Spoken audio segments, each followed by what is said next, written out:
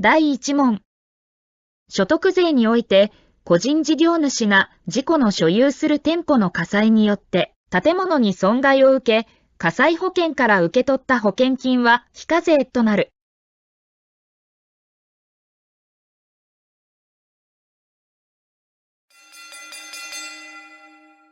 それでは正解です。